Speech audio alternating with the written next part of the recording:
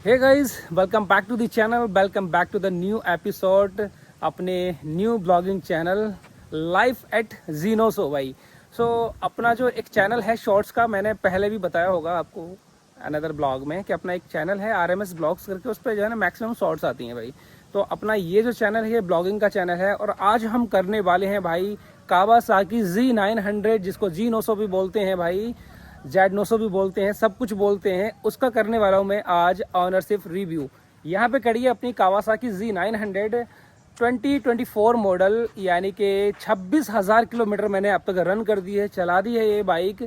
और आज मैं इसका रिव्यू करने वाला हूँ। टू बी ऑनेस्ट, जो भी चीज़ होगी ना मैं आपको एकदम बराबर बताऊँगा भाई, जो एक्चुअल में मेरे साथ हैपन मतलब हुआ है, जो मैंने फेस किया है चीज़ों को, सारे का सारा एकदम मैं ट्रूली बताने वाला हूँ, एकदम सही तरीके से बताने वाला हूँ इस बाइक के बारे में। क्योंकि ये जो बाइक है ना, बहुत लोगों की ड्रीम बाइक है।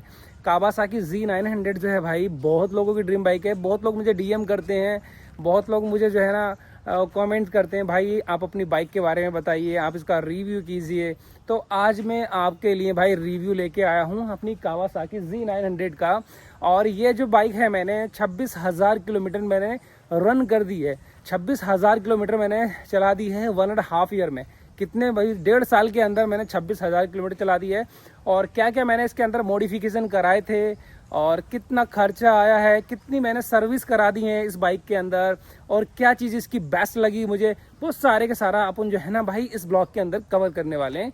ठीक है, कंपेयर भी थोड़ा सा कर देंगे लास्ट में, क्या 25 मॉडल और 2024 मॉडल में कितना थोड़ा चेंजिंग वगैरह हुआ है, वो भी हम इस ब्लॉग में क्लियर करने वाले हैं। तो यहाँ पे खड़ी है भाई अपनी कावासाकी Z900, देखो भाई 2024 मॉडल। ये जो है ना भाई बहुत लोगों की ड्रीम बाइक है, तो इसीलिए मैं इसका रिव्यू थोड़ा अच्छे से करने वाला हूँ, क्योंकि बहुत सारे लोग मुझे DM करते हैं। तो भाई देखो, पहले करते हैं हम इस पर थोड़ा सा मॉडिफिकेशन की बात, कि हमने क्या क्या चीज़ें इसके अंदर चेंज कराई थी। सबसे पहले मैंने इसका लेग गार्ड लगवाया था, ये मैंने लगवाया था। सेकंड, मैंने जो इसका जो कराया था एग्जॉस्ट का फुल सिस्टम का काम कराया था। ये जो एग्जॉस्ट है भाई, ये आफ्टर मार्केट है। बाइक थोड़ी गंदी हो रही है भाई, मैनेज कर लेना। ये जो है ना बारिश में थोड़ा भीग गई थी, ठीक है। तो ये जो है ना आफ्टर मार्केट है। इससे पहला मेरा SC का लगा था, वो हटा दिया है मैंने।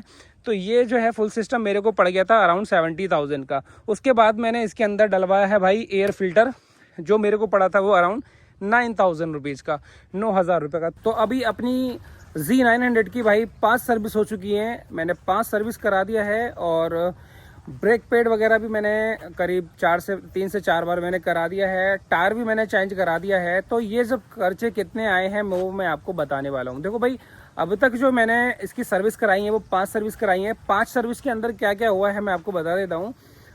इसका कभी कभी तो है सर्विस का चार्ज 11,000 आया है, कभी 15,000 भी आया है, कभी 18,000 भी आया है।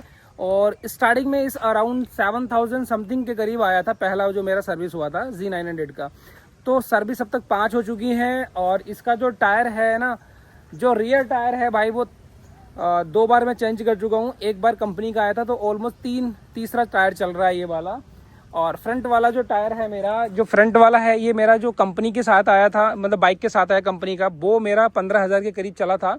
ऑलमोस्ट 10,000 किलोमीटर ये चला दिया हूँ। तो ये वाला जो टायर है मेरा फ्रंट वाला जो है, तो भाई ये जो टायर है ना, ये है भाई अभी सेकंड मेरा, मतलब रियर जो मेरा बैक टायर है वो है भाई तीसरा, और ये है मेरा दूसरा टायर।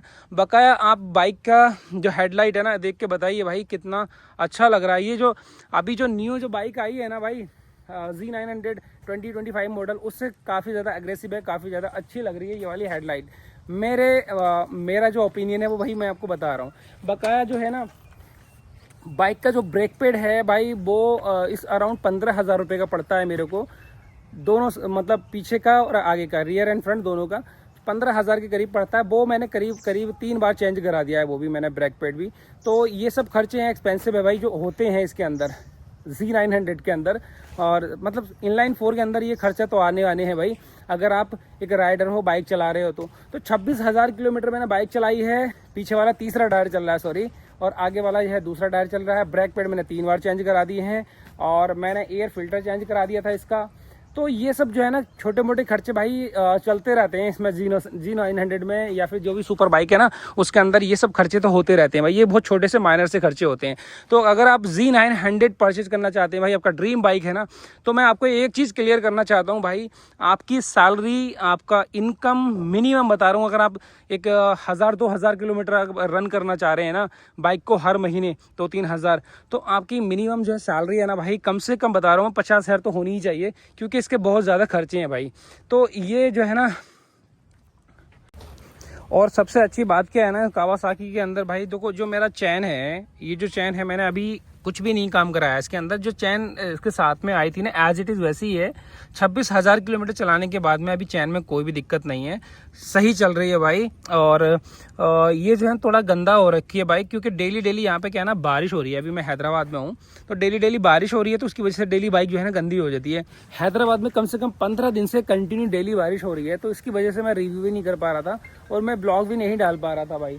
तो ये सब जो है ना मेरे को आपको बताना था, क्योंकि बहुत सारे लोग मुझे डीएम करते हैं, कमेंट करते हैं भाई कि हमें आप कावासाकी Z900 के खर्चे बताइए और इसके लिए कितना सैलरी होना चाहिए, कितना इनकम होना चाहिए कि जिससे कि हम बाइक को चला सकें, और कितना डाउन पेमेंट। भाई देखो मैं एक चीज़ आपको क्लियर करना चाहता हूँ, अगर आप कावासाकी Z900 या फिर इससे बड़ी कोई भी बाइक आप परचेज करना चाह रहे हैं भाई, और आप EMI पे लेना चाह रहे हैं, तो भाई ये वाली गलती आप धोखे से भी मत करना, क्योंकि आपको जो है ना या तो आप EMI पे नहीं कर पाएंगे या फिर इसको चला नहीं पाएंगे। और इसको चलाएंगे तो भाई इसके अंदर इतने खर्चे होते हैं ना, कभी तो ब्रेक पैड जाते हैं, कभी टायर जाते हैं, तो कभी सर्विस होती है। तो भाई कम से कम मिनिमम मैं आपको बता रहा हूँ, अगर आपने बाइक परचेज कर लिया है, अगर आपने बाइक को जो है ना भाई टोटल कैश पे ले लिया, जैसे मेरी बाइक है मैंने कैश पे लिया था पूरा, तो इसके बाद लेने के बाद भी आपको कम से कम बता रहा हूँ भाई 50,000 रुपये मिनिमम सैलरी होनी चाहिए, 50,000 रुपये की आपकी इनकम होनी चाहिए अगर आप चलाते हैं तो। और आप लेके बस रखना चाहते हैं तो भाई कोई दिक्कत ही नहीं है, आपकी सैलरी है कुछ भी नहीं है तो कोई दिक्कत नहीं है।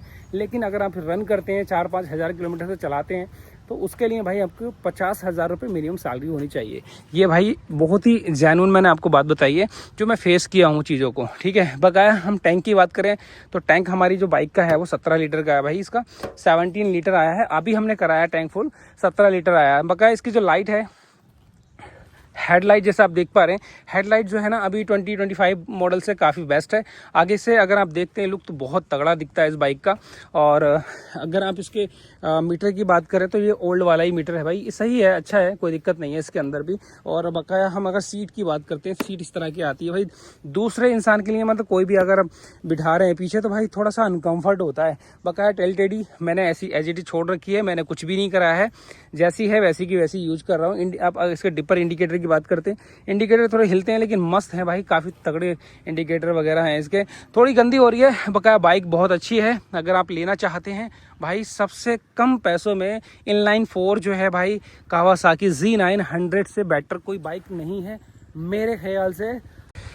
तो भाई यहाँ पे देखो अपनी Z900 खड़ी है और इसका आज का रिव्यू, ऑनरशिप रिव्यू देखो आपको पसंद आया होगा। पसंद आया तो लाइक शेयर कमेंट ज़रूर करना और बताना भाई कावासाकी Z900 2024 मॉडल और 2025 मॉडल में आपको कौन सा बेस्ट लगा है। थोड़ा सा अपग्रेड तो किया है उन्होंने 25 मॉडल को, उसमें क्रूज़ कंट्रोल वगैरह एंड किक शिफ्टर वगैरह, टैंक का थोड़ा सा लुक चेंज किया है, यहाँ टैंक थोड़ा सा अलग डिफरेंट कर दिया है, ये भी आपका विंग्स भी थोड़ा सा चेंज किया है।